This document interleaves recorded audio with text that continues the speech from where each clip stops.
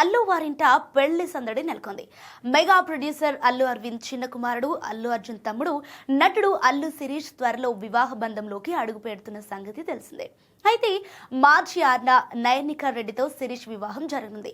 ఈ వేడుకలను పురస్కరించుకొని అల్లు అర్జున్ తన నివాసంలో అత్యంత సన్నిహితులు మరియు కుటుంబ సభ్యుల కోసం ప్రైవేట్ పార్టీని ఏర్పాటు చేశారు.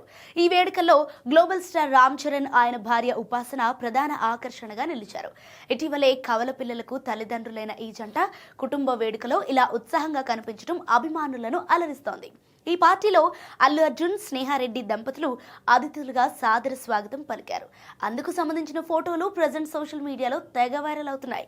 ఈ పార్టీలో రామ్ చరణ్, ఉపాసన దంపతులతో పాటు సుష్మిత, నిహారిక స్పెషల్ అట్రాక్షన్ గా నిలిచారు.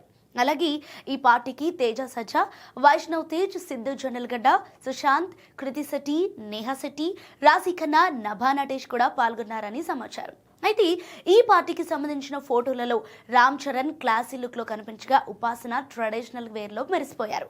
మరోవైపు అల్లు అర్జున్ తన కుటుంబంతో గడుపుతున్న ఈ సంతోషకరమైన క్షణాలను చూసి ఫ్యాన్స్ ఖుషి అవుతున్నారు.